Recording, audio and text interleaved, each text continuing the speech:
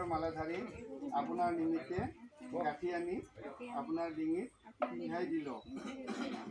তাৰপিছত বৰক পিন্ধাই দিয়া মালাধাৰ বাবাক অলপ পূজা কৰি দিয়া।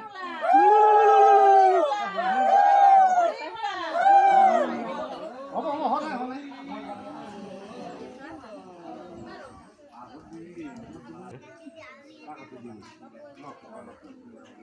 মই পিন্ধাই দিবা দিলেহে তুমি কিন্তু দেই সেই আইচমতী মোৰ জীৱনৰ উন্নতিৰ হকে মোৰ এই পবিত্ৰ মালাধাৰী মই তোমাৰ ডিঙিত পিন্ধাই দিলোঁ।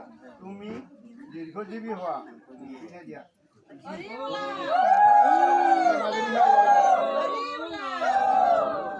কৃষ্ণ কৃষ্ণ হৰি ৰাম ধৰি নাকো বাবা বৈষ্ণৱবৃন্দ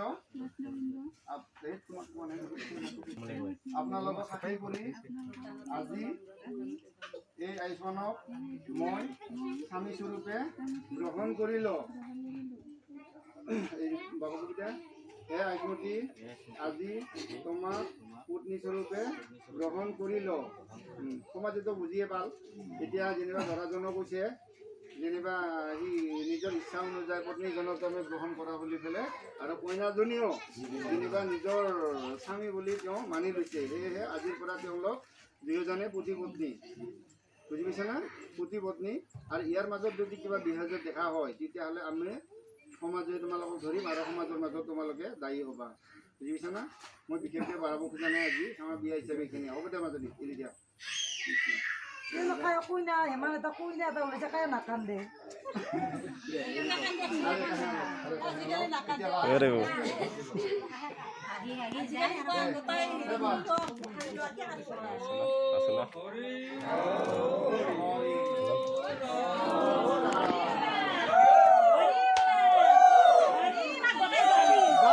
জীবন জীবন কৃষ্ণ